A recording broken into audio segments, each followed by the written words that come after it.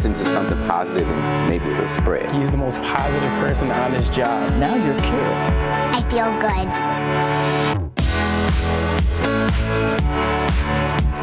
Good morning and welcome to Positively Milwaukee. This morning we're going to start with an important message. Love is universal. I talked to families in Cedarburg who saw that message erased, and now these moms are trying to spread it far and wide. Love is universal.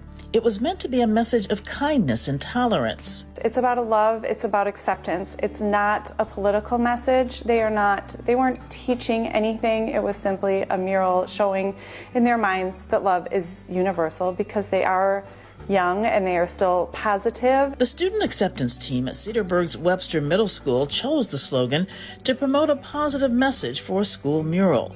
The design features people of all colors holding hands. There are pride flags reflecting the LGBTQ+ community. We have this special group of kids that are feeling like maybe they don't have a place. Maybe they're not an athlete, or maybe they're not musical, or maybe they just don't know where they fit in yet.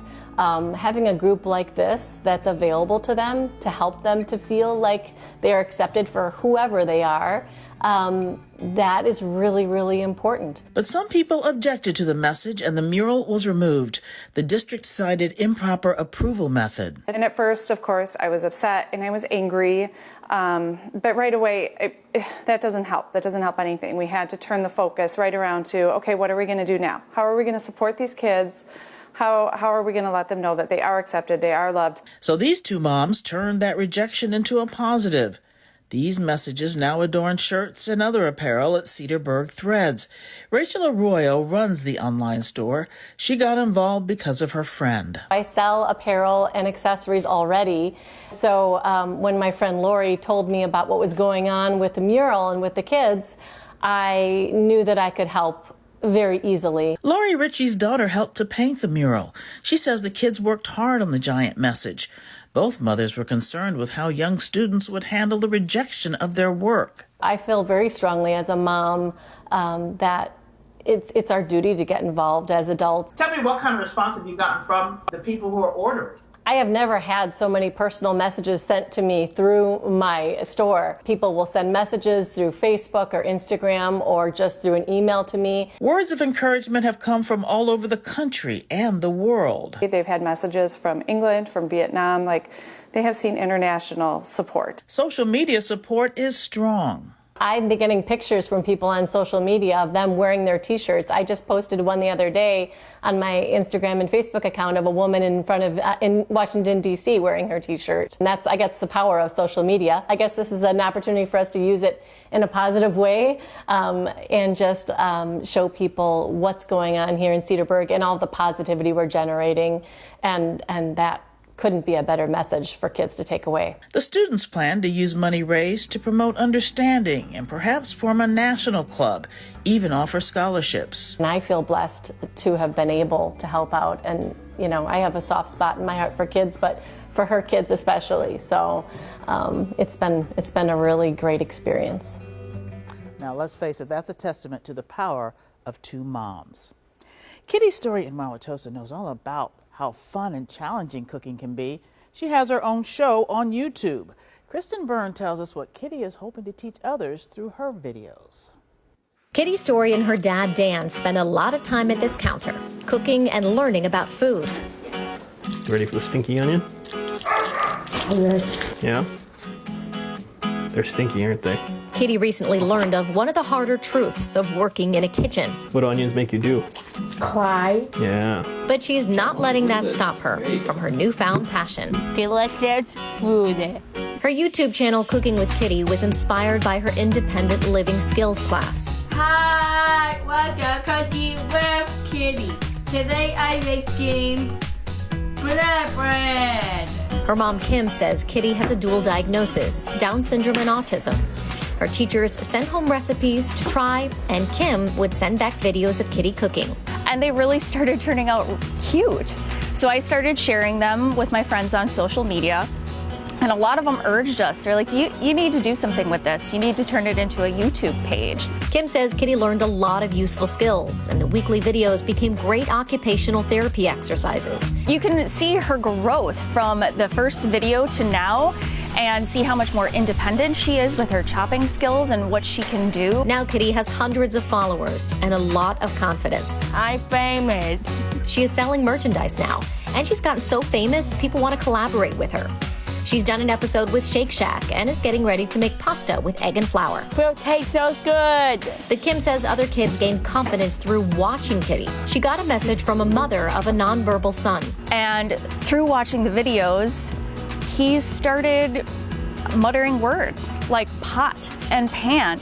And it was the most touching thing ever. And I was like, oh yeah, that's why we're doing this. And as long as we're making a difference for people, we'll keep doing that. If you want to help Kitty along, she only asks that you do one thing. Please like, subscribe. You have to love that. Very good, Kitty.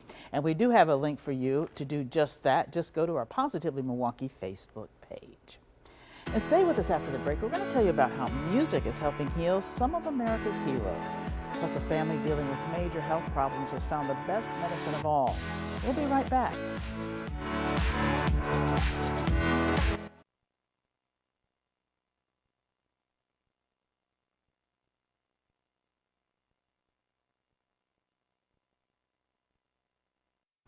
Welcome back to Positively Milwaukee. Veterans of the Vietnam War are sharing stories of pain and how the war changed them.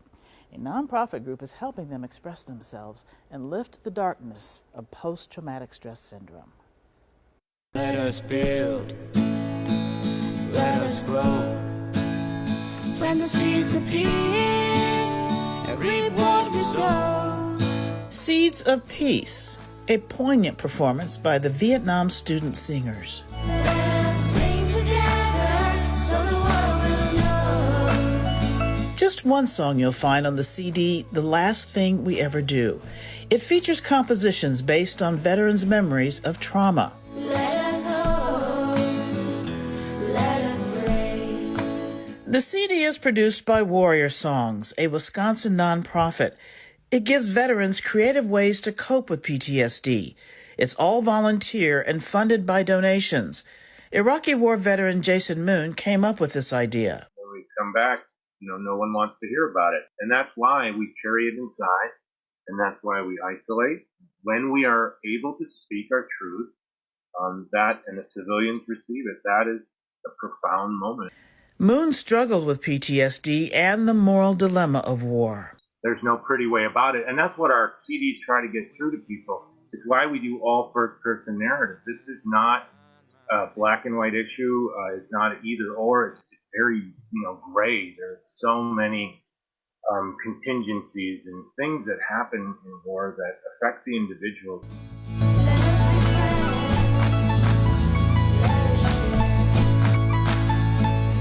Perhaps through soothing the mental wounds of war, we all become closer to the harmony of peace.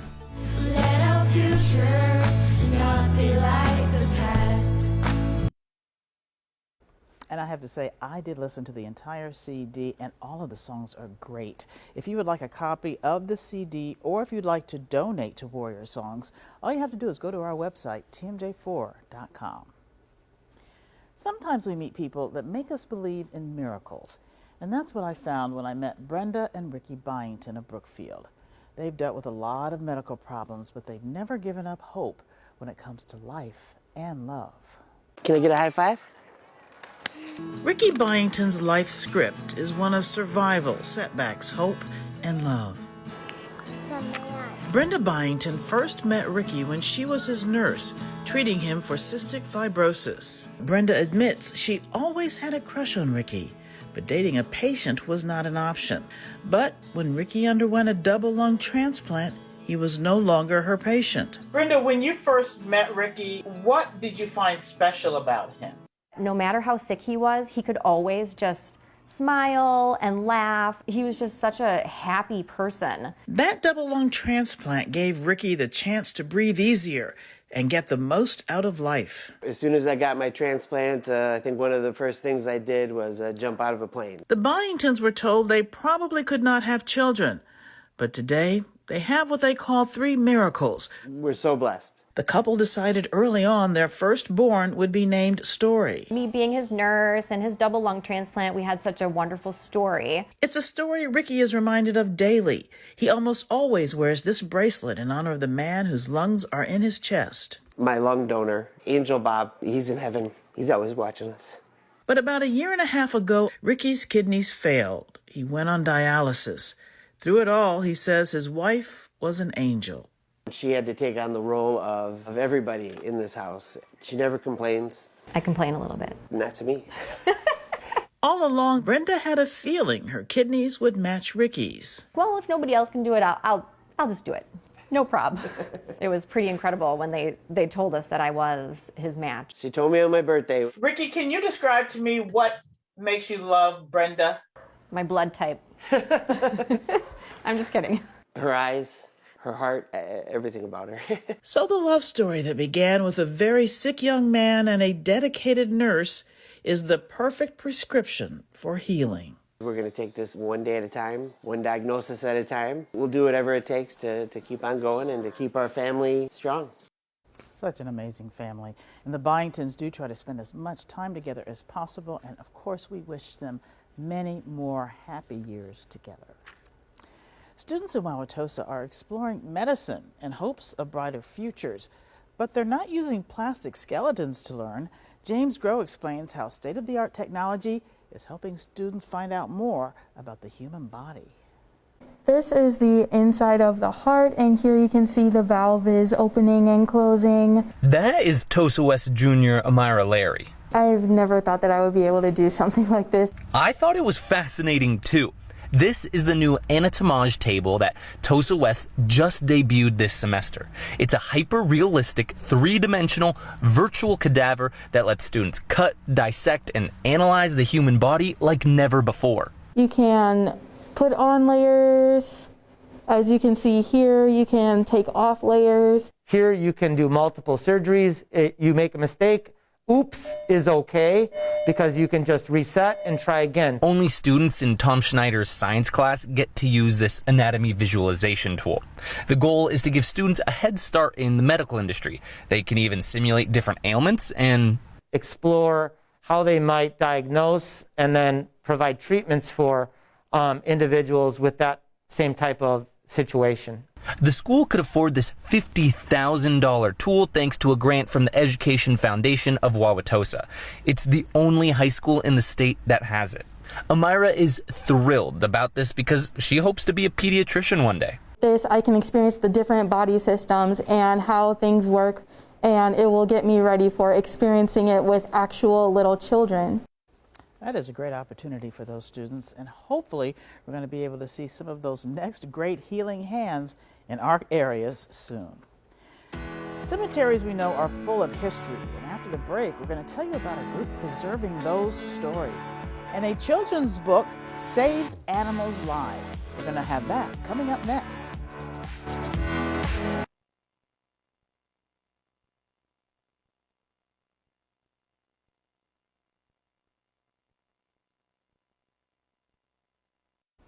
Welcome back to Positively Milwaukee. A cemetery we all know is full of rich history, but a local group is trying to make sure that history is preserved. Charles Benson has more from Union Cemetery in Slinger. Water is your best friend. You always wet the stone first. Over the last 5 years, Rex Melius has gotten pretty good at making headstones look like new. Learning this skill started with a personal project. I visited my mother's grave about 5 years ago, and it was full of lichen. So he reached out to see what could be done to clean her headstone. And from there it took off, and 5 years later we're up to 2,800 followers worldwide. Now, the cemeterians get calls from all over, asking for advice or for someone to come by to clean and repair an old memory. Everybody had a life at one time, whether it was a day, a month, a year, or a lifetime. and we feel that they're all worth preserving. Rex and his team spend time re-leveling headstones. They repair cracks and scrub out dirt. Got to use a little muscle and elbow grease. He also uses a chemical mixture to kill lichen, a crusty, slow-growing plant. Which is not only safe for us to use, but it's also safe for the environment. When you first spray it on, that cleaner leaves this orange tint, but eventually it'll turn white like these stones. Some of the stones they can cure within a week. It's certainly a lot of hard work, but Rex has learned about founding families, community tragedies, and war veterans' heroism. We feel that that's all part of the history of the community, and it should be remembered. Yeah, what a way to honor legacies. And Rex says cemeterians actually work all over the Milwaukee area, and you can request a headstone cleaning on Facebook. They do this all for free. We have a link on our Positively Milwaukee Facebook page. Many feral cats call Wisconsin home, and a Milwaukee family is looking after one for years, and their relationship inspired a children's book. Lance Allen tells us how it's helping other feral cats. Around 10 years ago, this little feral cat appeared in Terry and Jeffrey Gingold's neighborhood. Feral cats spend all of their time outdoors. Thinking, why am I eating this? She was spayed and vaccinated through the Wisconsin Humane Society's Trap, Neuter, Return program, and the Gingolds have been taking care of her ever since. And so we feed her on the porch, and she comes, and she's actually 10 years that she's been with us has become very friendly with us. They call her Mama Kitty because her kitten, named Fluffy, lived with her in the neighborhood for years. One winter, we had noticed that Fluffy hadn't been coming to eat. After a couple days, a neighbor told Terry he'd heard something on a garage roof nearby. And so the neighbors kind of got together, and it was Fluffy, stuck in this cupola, meowing. This little structure on top of the roof is a cupola. Neighbors threw cans of cat food on the roof, hoping to coax Fluffy out of hiding. Eventually, Fluffy did come down. We're not exactly sure how he got down, but he did. For years, Terry, a retired public school teacher, had wanted to write a children's story about Fluffy's rescue. I really wanted them to understand the cooperation and friendship and just the whole love of family part of the story. So Terry found a watercolorist and started replacing her neighbors with animals like possums and raccoons. We don't tell the neighbors who is who. The best part of the story, the royalties all go back to the Wisconsin Humane Society and the Trap, Neuter, Release program that brought Mama Kitty to the Gingolds. Terry and her husband's generosity has absolutely floored us. I mean, to donate 100% of the proceeds is almost unheard of, and we are so grateful to them. Angela Speed with the Wisconsin Humane Society says the organization relies on donations and volunteerism to survive. Terry and Jeffrey say they're more than happy to help. I hope that people are reading it and getting a little bit excited and informed about what the Wisconsin Humane Society does. Don't you just love that idea? Royalty checks for the book only come out once a year, so the Humane Society really doesn't know how much to expect, but leaders there say every cent counts. Getting sober is hard work. Fourth Dimension Sobriety in Milwaukee just moved into a big building in the heart of River West. Ryan Jenkins tells us how leaders are hoping community can pave a path to sobriety.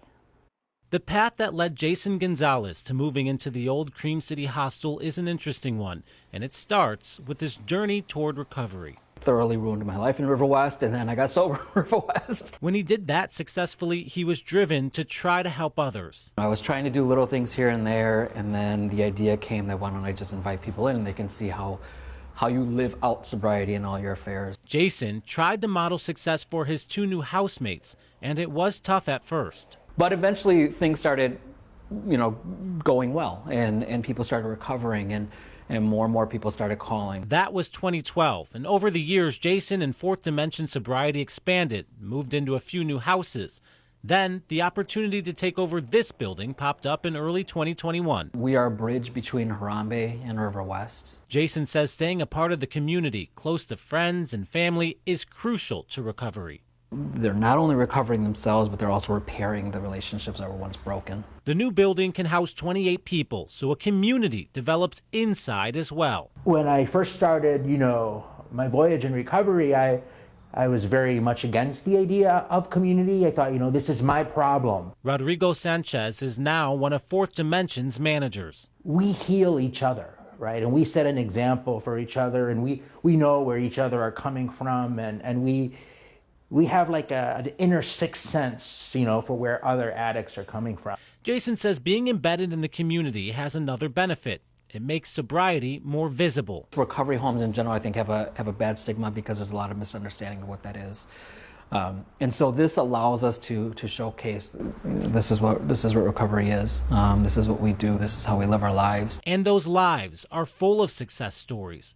Rodrigo is a lawyer and passed the Wisconsin bar in February. All of this, has happened because I have had like a firm foundation in recovery, in a community that values me and that I value. He hopes others can see they can do it too. We can get better, This addict passed the bar, So things got better. And that's good to know. Jason, congratulations. Now, if you are trying to get sober yourself and you're not sure where to turn, Jason encourages you to call him. Even if Fourth Dimension is not right for you, he does believe he can find you the right place. We have links. Just go to our Positively Milwaukee Facebook group. Don't go away, because I'm going to be back with my quote of the week.